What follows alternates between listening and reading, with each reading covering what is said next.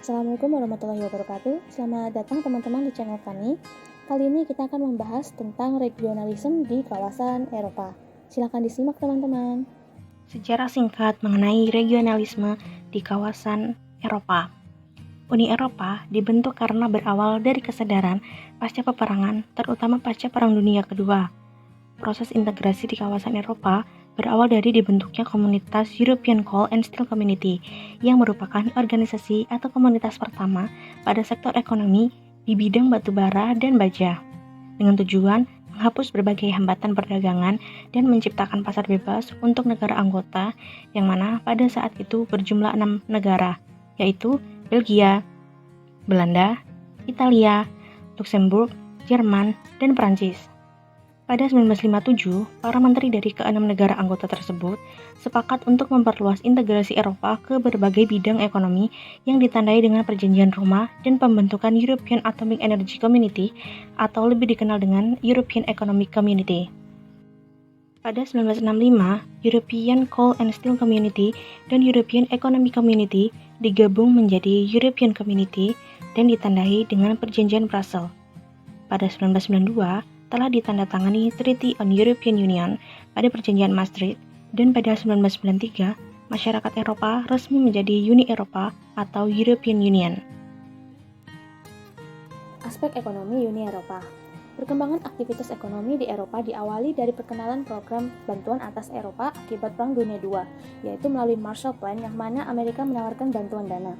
Distribusi dana tersebut diolah dari Organization for European Economic Cooperation atau yang dikenal sebagai OEEC pada tahun 1948. Kemudian, adanya pembentukan pasar bersama dengan penetapan Traktat Roma. Hal itu disebut dengan perbentukan European Economic Community atau EEC. Perjanjian Roma ini otomatis membentuk terciptanya Custom Union dan Common Market. Dari adanya common market tersebut, maka Eropa menemukan kebutuhan, yaitu menciptakan mata uang tunggal untuk melengkapi pasar tunggal mereka.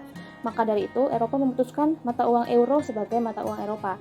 Namun, sebenarnya para ekonomi tidak sepenuhnya mendukung keputusan EMU, dengan alasan zona euro tidak memenuhi persyaratan untuk persatuan mata uang. Namun, karena pada pertumbuhan konstitusi makroekonomi Eropa telah mencapai stabilitas makroekonomi yang mengesankan, maka para ekonom semakin mentolerir keputusan EMU. Aspek politik Uni Eropa. Aspek politik di Eropa diawali dari Kongres Eropa tahun 48 yang melahirkan Dewan Eropa pada tahun 49, di mana bertujuan untuk penyusunan piagam hak asasi manusia, pendirian institusi, pengadilan Eropa, satu pasar, dan mata uang, sehingga integrasi lebih terarah dan memiliki tujuan yang jelas. Kemudian, negara di bawah ECSC atau European Coal and Steel Community melaksanakan operasi bantuan atas komite dan menandatangani Perjanjian Roma demi integrasi. Kemudian, pada saat KTT, Hague membuka akses keanggotaan European Council dan fokus pada kebijakan ekonomi. Selanjutnya, pembentukan Parlemen Eropa mendorong terbentuknya European Patent Convention atau EPC dan Common Fair Regime and Security Policy atau CFSP. Kemudian Perjanjian Maastricht menjadi tonggak terbentuknya Uni Eropa. Tujuannya adalah peningkatan hak warga negara yang menjadi elemen penting untuk identitas UE dan adanya hak atas informasi membuat lembaga UE menjadi transparan. Sekarang kita ada pada bagian pembahasan permasalahan regionalisme Eropa.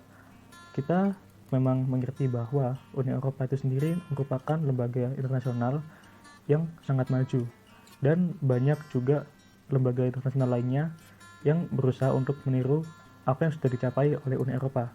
Akan tetapi, integrasi regional Eropa melalui Uni Eropa bukan berarti tidak ada permasalahan yang dihadapi. Justru dengan semakin berkembangnya Uni Eropa dan semakin membesarnya badan tersebut, maka akan banyak sekali juga konflik-konflik dan permasalahan yang dihadapi, baik dari internal maupun secara eksternal. Dan di sini kita akan membahas beberapa permasalahan yang dihadapi dalam regionalisme Eropa yang dilakukan oleh Uni Eropa. Yang pertama adalah ekspansi tanpa harmonisasi.